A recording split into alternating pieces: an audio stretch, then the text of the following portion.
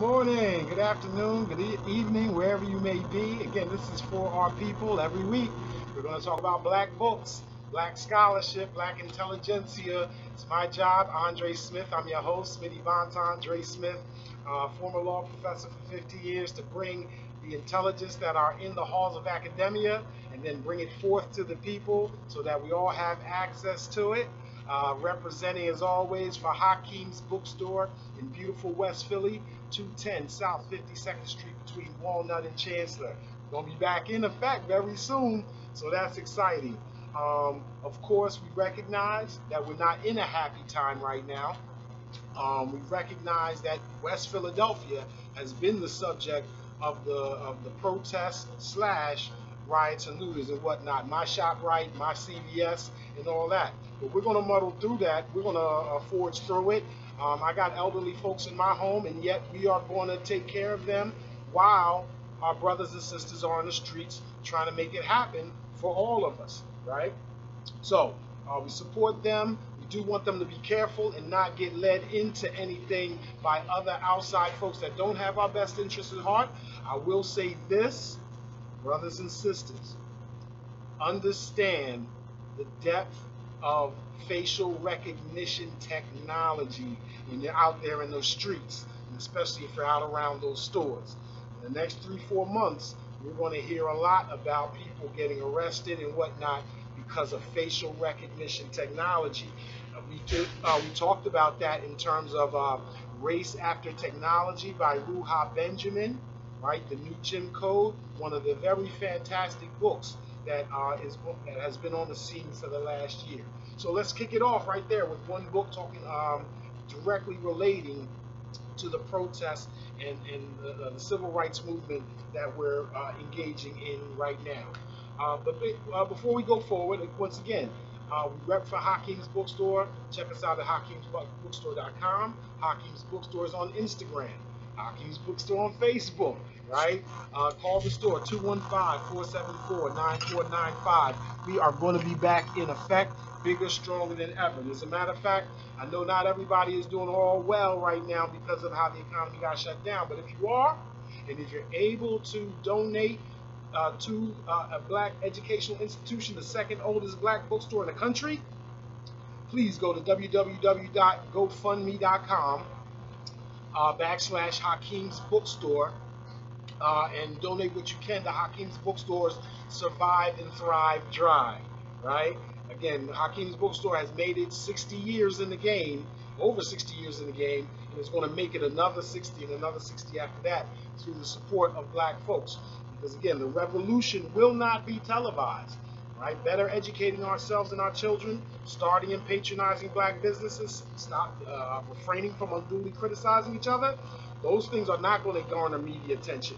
That's the revolution that will not be televised, right? So shout out to everybody that is engaging in the battle against white supremacy, wherever you are and however you do it, with regard to economics, education, entertainment, labor, law, politics, sex, religion, war. None is more important than the other in my book. I'm a law person. I'm an economics person. But you might be into the arts. You might be into health. You may be into entertainment, right? And can attack and combat white supremacy on your terms. So shout out to everybody that's doing that. But again, our focus here right now is the better educating ourselves piece, right? Black books, black scholarship, black intelligence. And so we have a bunch of wonderful books to talk about this week that can help us understand white supremacy and also combat white supremacy in the American context or the global context, whichever is your concern.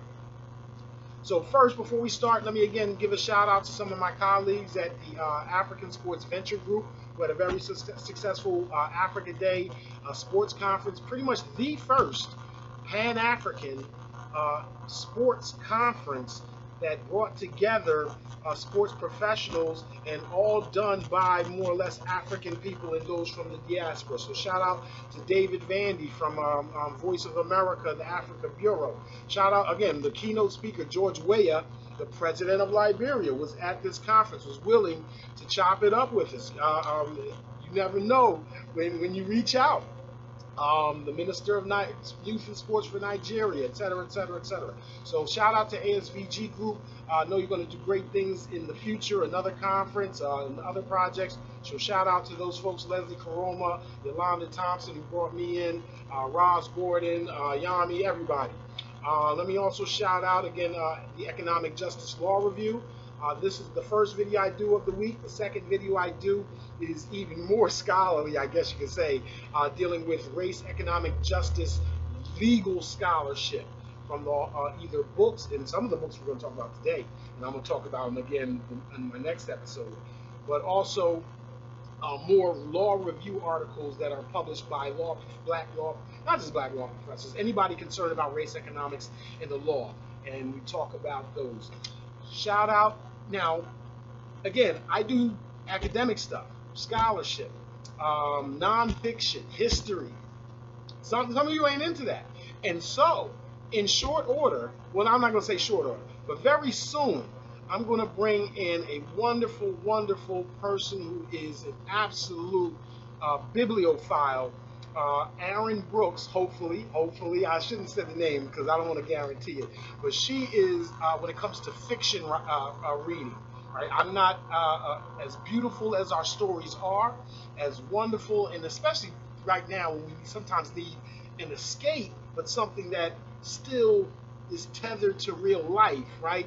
That fiction scholarship that takes us in another place, but at the same time brings our circumstances into that story. I would love to bring in Miss Aaron Brooks, so also to review weekly fiction books that will be of interest to African American and Black or African readers. So stay tuned for that. Shout out to Aaron Brooks, and yes, she's not my first cousin. I don't know the second and third cousins, but we're related very much. We not grew up together, but grew up always around each other. So shout out to Aaron. Shout out to her husband, Colonel. Is it Colonel or Captain? We call him Captain America, or whatever. Colonel Wesley Brooks. I'll give you a shout out. Another shout out to another good friend of mine, Del Wright Jr., who is a law professor at, I believe, where Del, you're at? Kansas City, University of Missouri, Kansas City, I believe, right now. And he has published a new book called A Short and Happy Guide to Bitcoin, Blockchain, and Cryptocurrencies. Let me say that again. Del Wright Jr., my buddy Chip.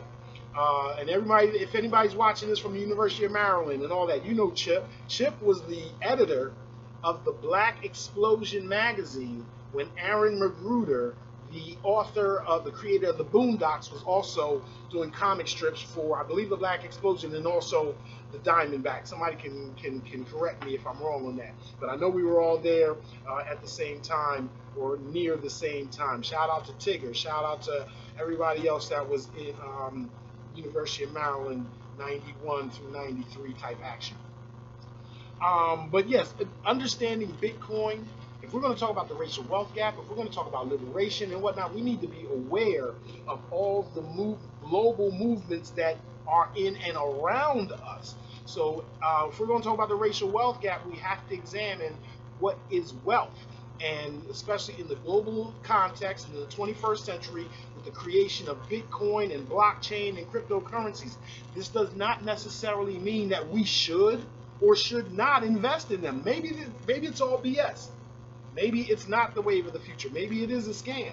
Or maybe it is the wave of the future in a way that if we jump in early, can help close the racial wealth gap if we concentrate on something. I don't know which one it is. So I have to get Del Wright's book to teach me. I understand the concept of cryptocurrency. I understand the concept of Bitcoin, but I need to be taught. And Del Wright Jr. is going to be my tutor with his book, A Short and Happy Guide to Bitcoin, Blockchain, and Cryptocurrency. So if you're interested in that subject, I definitely encourage you to jump on that. Now, from the racial wealth gap and economics, let's again go back and talk about the civil rights protests, the protests against police brutality, and remind you that Hakim's Bookstore has always carried these books that explain and have warned and prepared us for these moments. We have Paul Butler, Georgetown professor's book, Chokehold, right?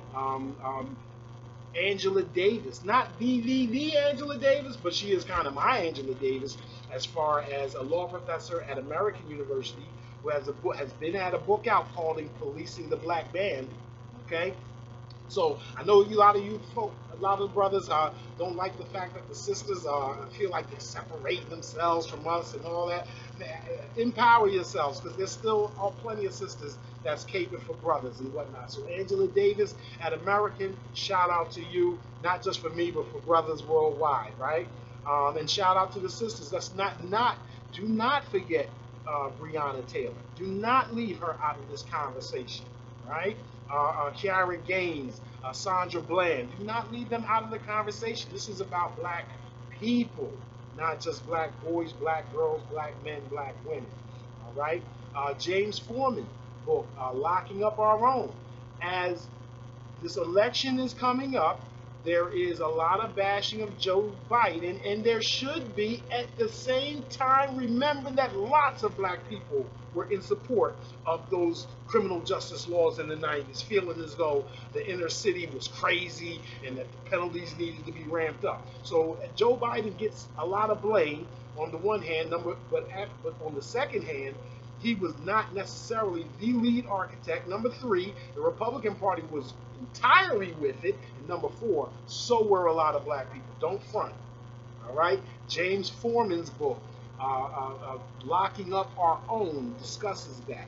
And that's why we have to get our minds right when it comes to the myth of black inferiority, so we're less hesitant to just throw our brothers and sisters away when we feel like they're not useful or whatever the case may be. A similar book that should push our own self-reflection is an old book from the 50s, E. Franklin Frazier's Black Bourgeoisie.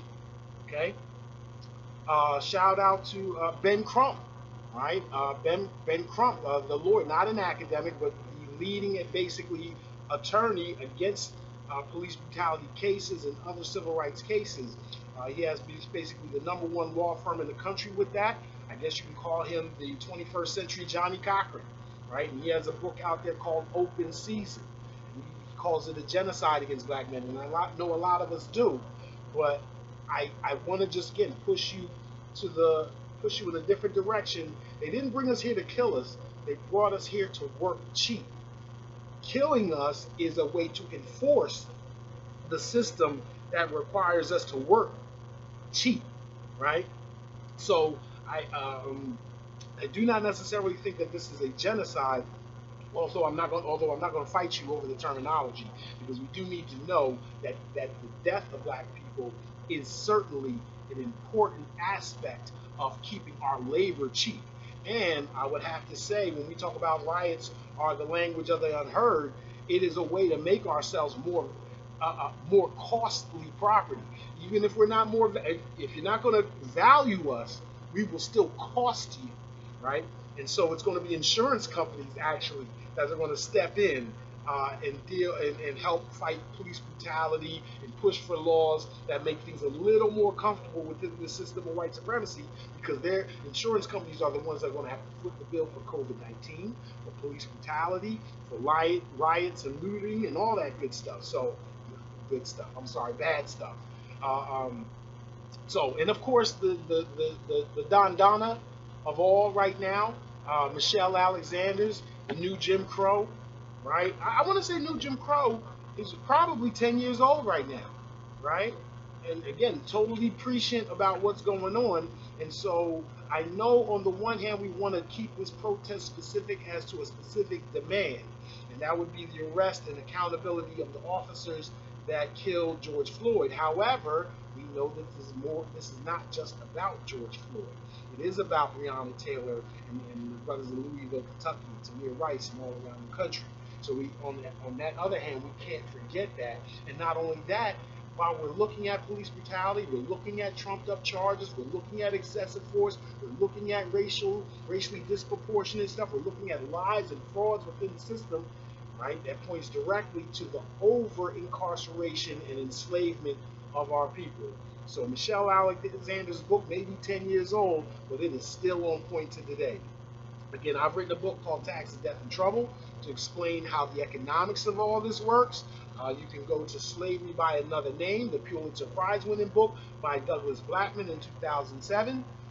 If you want to educate yourself on these particular issues, especially the criminal justice aspect, and especially the criminal justice and the economic aspect, Hakim's Bookstore got everything for you. Rewind the tape, or at least I'll try to have a list of these books in the comment section or in the explanation section of the video.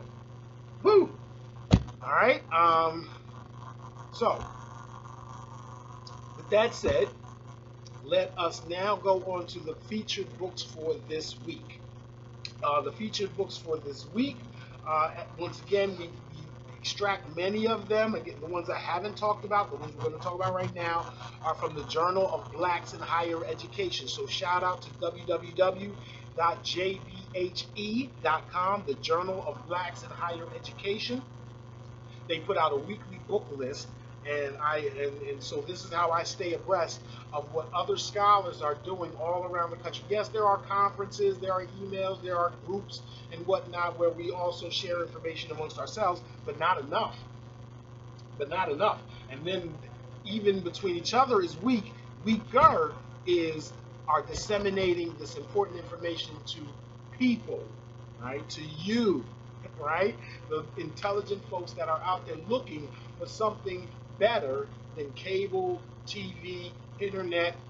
All that stuff is fun and fine, but for those of us that want to exercise our brains on a regular, right, this is for you, from the Journal of Blacks in Higher Education.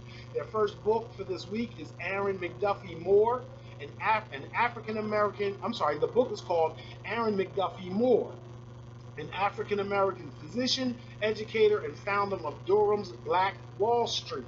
So you had to wonder where we were going, because I had not heard the name either. Again, this is my way of bringing stuff to you, but also learning myself. So Aaron McDuffie Moore was an African-American physician, okay, educator, okay, founder of Durham's Black Wall Street. Oh, okay, that's why he has a whole book written about him, published by University of North Carolina Press, Mr. Blake Hill Saya. A little description of the book. While at Shaw University, Mr. Moore followed another passion and entered Leonard Medical School.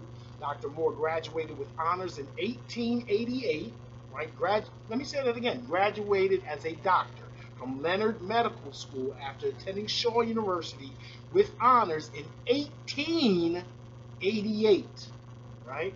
And became the first practicing African-American physician in the city of Durham. He went on to establish the Durham Drug Company and the Durham Colored Library, spearhead and run Lincoln Hospital, the city's first secular, freestanding African-American hospital. He co-founded, He co-founded North Carolina Mutual Life Insurance Company, right? When we're talking about the racial wealth gap, we're talking about the absence of black banks, black insurance companies, and all that stuff. He helped launch Rosenwald schools for African-American children statewide, right? Schools, come on now. And foster the development of Durham's Haiti community. Dr. Moore was one-third of the mighty triumvirate alongside John Merritt and C.C. Spalding. Wow. Glad to know a lot more about this brother that I did not know before. And I want to say that his combining his medical practice with his entrepreneurship is exactly what we're talking about, and especially in a collective way when we're talking about that insurance company, which is highlighted, and I'm sure this brother is in the book, Collective Courage by Jessica Gordon Nembhard. Jessica Gordon Nembhard's Collective Courage, A History of African-American Collective Economic Thought and Practice. Great book. Let me also shout out another brother that's on the scene right now pushing black economic interdependence, and that's Sean Rochester, the author of Black Tax. Right, that brother is out online right now. He's a great speaker and whatnot. So if you can find Sean Rochester, The Black Tax. My book was also named Black Tax too. So if you run into my book, my first book back in 2015, Tax on Racial Economic Justice, you can pick that up too if you want to. But that all the money goes to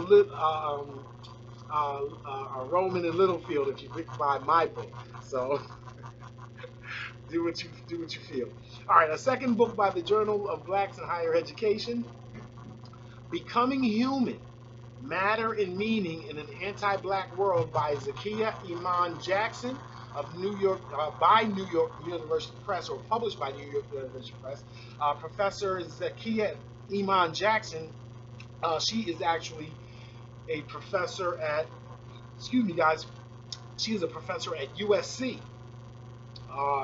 Jackson argues that African diasporic cultural production alters the meaning of being human and engages in imaginative practices of world building against the history of the bestialization and thingification of blackness. Okay, the process of imagining the black person as an empty vessel, a non-being, an ontological zero, and the violent imposition of colonial myths, a racial hierarchy.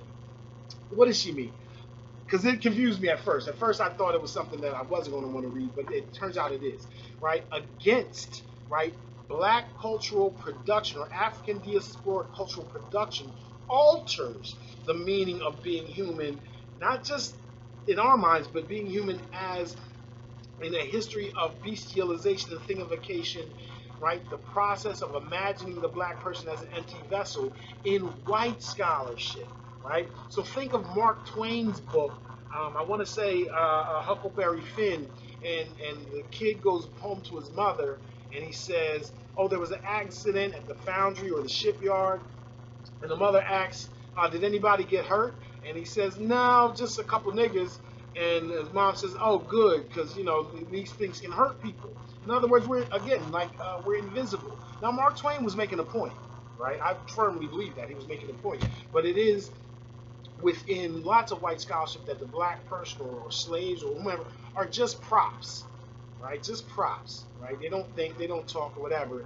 And so Zakiyyah Jackson takes on black writers that challenge this and it alter sort of a surrealist proposition, right? To create an alternate realism against the dominant or hegemonic one. From her words, my first book, Becoming Human, Matter and Meaning in an Anti-Black World, is forthcoming from NYU Press in 2020 as part of the Sexual Cultures series. Okay. Becoming Human argues that key African-American, African, and Caribbean literary and visual texts generate conceptions of being and materiality that creatively disrupt a human-animal distinction that persistently reproduces the racial logics and orders of Western thought. Here we go again with these black folks and animals, like comparing the subhumanness of black people as portrayed in white scholarship, compare and contrasted with the total non-humanness of beasts of burden also used in white literature, and then juxtapose that with how it's done in black literature. So it reminds me that last week, this seems to be a trend amongst those in elite or top 20 or Ivy League institutions. Last week we talked about Being Property, Once Myself, Blackness and the End of Man by Joshua Bennett, who was a poet and also is dealing, talks about this comparison and contrast or juxtaposition of blacks in the white world with animals in the white world. I find it interesting. As much as I find it interesting, I also find it interesting that it's become something of a movement. Right? I want to say there's been at least 4 or 5 books in the last year, in this year, 2020, that have explored that topic in one way or another. Okay. Know Your Price. Woo, fire. There's a couple books here that's fire. And this is another, but this is one. Know Your Price. Valuing Black Lives and Property in America's Black Cities. And this is not just for scholars. This is for everyday people that want to understand the racial wealth gap. And it's written by a great, intuitive scholar, journalist who doesn't work for an academic institution. He works for the Brookings Institute. Andre M. Perry. He has done a lot of work on the value in housing in black neighborhoods and discrimination and economic justice in that context. So shout out to him for his new book. Let me read you a little piece of it, what it focuses on directly. The deliberate devaluation of blacks and their communities has had very real, far-reaching, and negative economic and social effects. Right? Again, and I can just point out one, home equity. If you don't have home, we talk about the racial wealth gap. Homes real estate values are very much a part of the racial wealth gap. The equity folks have in their homes, even if they don't have any money in the bank account. The equity that white folks have far exceeds the equity that so-called similarly situated black folks have if income is the measure, right? And that equity is used to fund education. That equity is used to start businesses. That equity is used to withstand a time like today with COVID and we're not working. Noted educator, journalist, and scholar Andre Perry takes readers on a tour of 6 black majority cities whose assets and strengths are undervalued. He begins in his hometown of Wilkinsburg, a small city east of Pittsburgh that, unlike its much larger neighbor, is struggling and failing to attract new jobs in industry. Perry also spotlights 5 others where he has deep connections: Detroit, Birmingham, New Orleans, Atlanta, and D.C. Provides an intimate book look at the assets that should be of greater value to residents, and that can be if they demand it. Perry provides a new means of determining the value of black communities. I'd really like to hear that one. What is this new means of determining the value of black communities? And I hope what it invokes is not just financial capital, but human and social and political capital as well. That would separate it from works such as the great Dorothy Brown at Emory, who has discredited black investment in real estate because we don't get the same yield, financial yield, as we do with white folks when we move in black and when we are in black neighborhoods. However, her work also shows that we don't get the same value when we move into white neighborhoods either. Not only that, 10% is the tipping point. So the moment there's more than 10% black people in that neighborhood, white people leave, and so do black people every time it happens, if they want to maintain the same return of investment. So the black person that wants the same return of investment as a white person has to run away from black people every time they move in the neighborhood, just like white folks do. That is debilitating. That is psychologically debilitating. And as a matter of fact, it contributes to the devaluing. We contribute to the devaluing of our own neighborhoods. Moreover, and I hope this is Andre Perry's point, I don't know, I haven't talked about it yet, there is also the human, social, and political capital that we can create in, if we build up our own neighborhoods. So the financial loss, if it be that, can be lessened, if not eliminated. It can be lessened by the block programs, and also whatever gap remains financially could be surpassed by the increase in human, social, and political capital by building the block and building up our own neighborhoods. Not just Dorothy Brown, this invokes works like very clearly Bernadette Atuahene. Bernadette Atuahene, Atuahene. She is at Chicago Kent Law School, and she's written a paper called Predatory Cities in the California Law Review. And she talks about Detroit, just like Professor Perry talks about Detroit. Her point is almost the exact opposite, that certain houses in Detroit are overvalued for tax purposes, right? And so we're overtaxed. Racist and regressive taxation is her point. Which fits in a lot with the book that I wrote, Taxes, Death, and Trouble. Other people, Alicia Player Hopels has had a good paper out in the Georgetown Law Review some years ago. So did Olatunde Johnson. Her equality law pluralism sort of dances or invokes this stuff. I just want to mention some of these other great scholars who we should not be ignoring just because they haven't written big books about the subject. But let's use Andre Perry's work as a sounding board, and then also when you get a good book like Perry's, you go through the bibliography, you go through the footnotes to find these other authors and see where Perry drew his stuff from. So I'm very much looking forward to that. All right, we're going to move forward to another book out called My Vanishing Country, a memoir by Bakari Sellers. The name is familiar. Part memoir, part historical and cultural analysis, My Vanishing Country is an eye-opening journey through the South's past, present, and future. Anchored in Bakari Sellers' hometown of Denmark, South Carolina. Shout out to Marion, South Carolina, and my peoples. My Vanishing Country illuminates the pride and pain that continues to fertilize the soil of one of the poorest states in the nation. Another scholar that writes on the Deep South and her connections to it is, again, Philadelphia's own Imani Perry. So check out her works. She's written several books over the last 4 or 5 years. I first encountered her book on hip hop, Prophets in the Hood, right? That was back in the 90s. Almost 30 years later, she's still killing it with books on Lorraine Hansberry. She wrote a book on a message to her sons about police brutality and stuff like that. So check out Bakari Sellers' book, but also check out Imani Perry, Erica Armstrong Dunbar, a lot of great Philly writers. Another book highlighted by the Journal of Blacks in Higher Education is Racial Reconciliation, Black Masculinity, Societal Indifference, and Church Socialization by Steve Curitin. Interesting.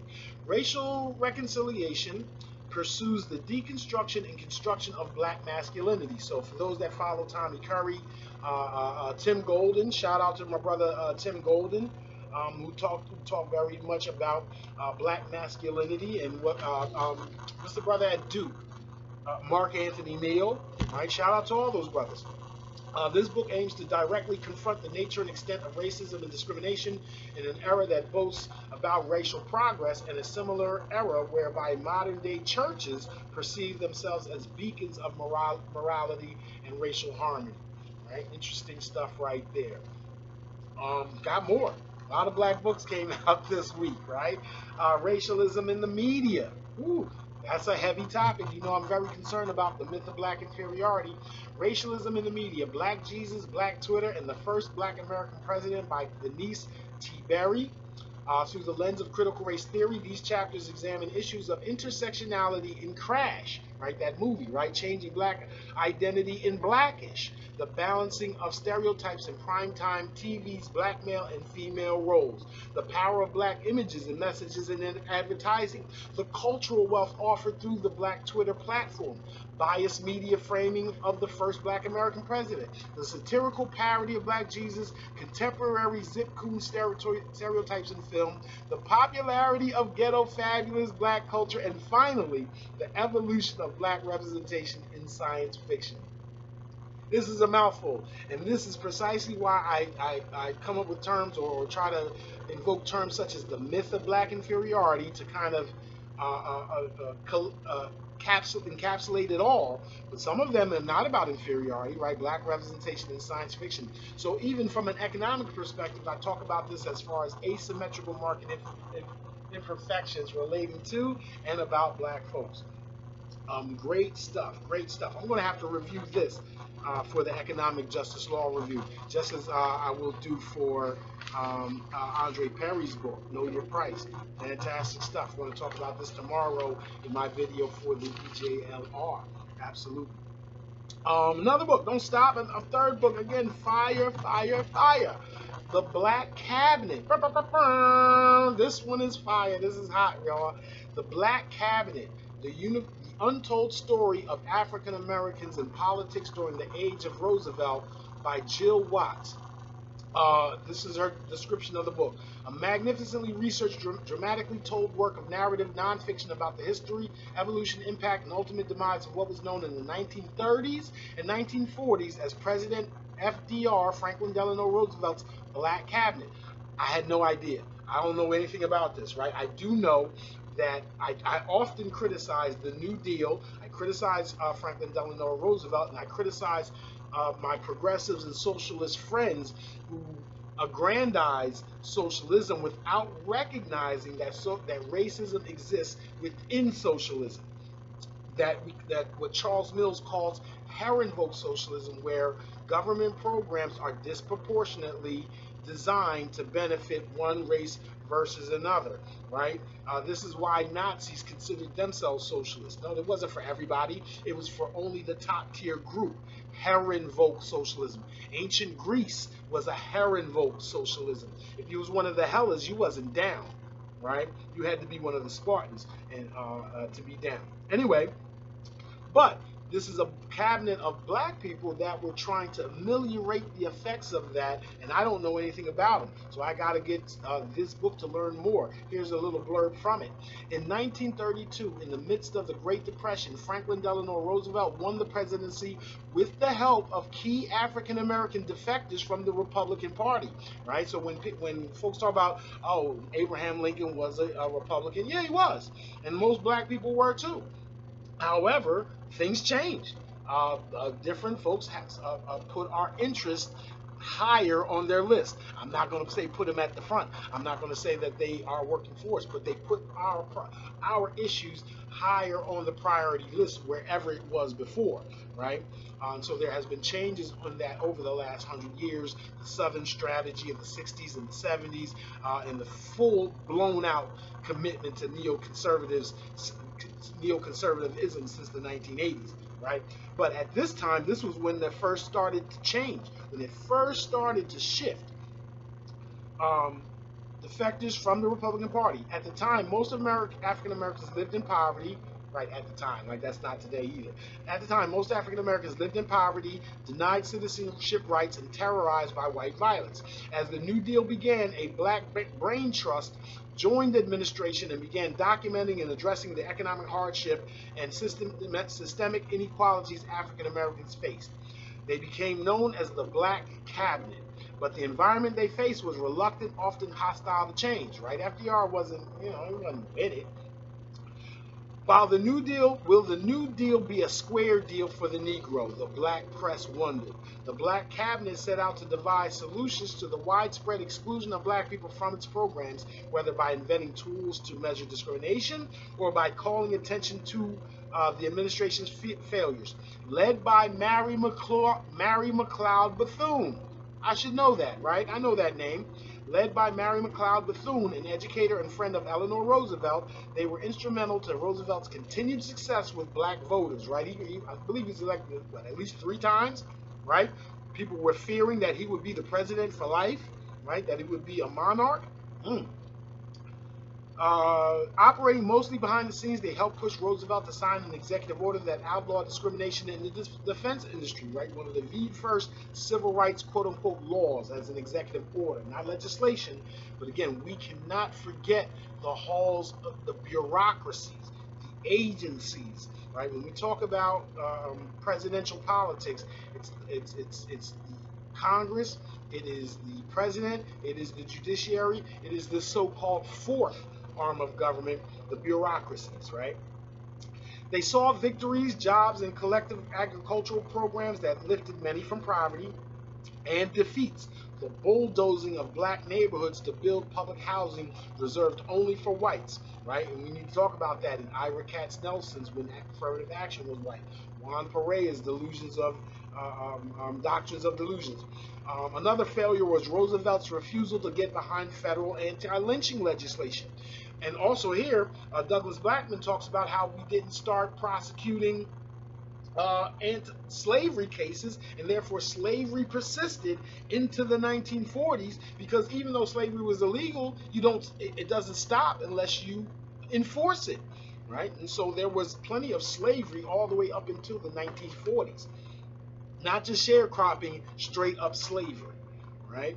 Even though sharecropping was tantamount to the practice as well. The Black Cabinet never won official recognition from the president, and with his death, it disappeared from view. I gotta get this book, y'all. I gotta get this book. The Black Cabinet. I gotta get Racialism in the Media. I gotta get Andre Perry's Know Your Price. And we still ain't done. The last book we're gonna talk about is The Golden 13. How Black Men Won the Right to Wear Navy Gold by Dan Goldberg of Beacon Press. It says, until 1942, black men in the Navy could hold jobs only as cleaners and cooks. This harkens back to what we were just talking about last week with Isabel Wilkerson's new book coming out, Caste, The Origins of Our Discontents. Isabel Wilkerson, Pulitzer Prize-winning author of The Warmth of Other Suns. Remember that book? She's got a new one coming out called Caste, the origins of our discontent. So this is related to it when we talk about until 1942, black men in the Navy could hold jobs only as cleaners and cooks. The Navy reluctantly decided to select the first black men to undergo officer training in 1944 after enormous pressure from ordinary citizens and civil rights leaders, right? This also harkens to what? The spook who sat by the door, right? Remember the first black CIA agent? That was Dan Freeman, and because of pressure and whatnot. The story of the 13 courageous black men who integrated the officer corps of the U.S. Navy during World War II, leading desegregation efforts across America and anticipating the civil rights movement, right? So this book is kind of a follow-up on Hidden Figures, right, about black first in that era that we don't know about. Even for those of us that grew up in the 70s and 80s and 90s, we didn't really hear about all these stories, so it's good to hear about them now. So that's all the books for this week. Recall that last week we talked about some good books like Cultural Entanglements, Langston Hughes and the Rise of African and Caribbean Literature, Lift Every Voice and Swing, Black Musicians and Religious Culture in the Jazz Century, Finding Afro-Mexico, Race and Nation After the Revolution, Afro-Latin America, and Hood Feminism, Notes from the Women That a Moment Forgot. So many books. I hope at least one of them we talked about. Remember, we talked about Del Wright's A Short and Happy Guide to Bitcoin, Blockchain, Cryptocurrency, Paul Butler, Michelle Alexander, Angela Davis, James Foreman, Ben Crump. Lots of books that we talked about today. Hopefully some of those pique your interest. If they do, hit us up. Hakim's Bookstore, 210 South 52nd Street between Walnut and Chancellor, beautiful West Philadelphia. Check us out at HakimsBookstore.com. Hakim's Bookstore on Instagram. Hakim's Bookstore on Facebook. You want it, we got it. You don't want it, we ain't got it. You want it, we ain't got it. We go get it for you. All right? So, until next time, as always, better educate ourselves and our children. Start and patronize black businesses and institutions. Stop unduly criticizing each other and promoting the myth of black inferiority. Let's accumulate human, social, political, financial capital, because that is the revolution that will never be televised. Hotep, going to see you next week. One time.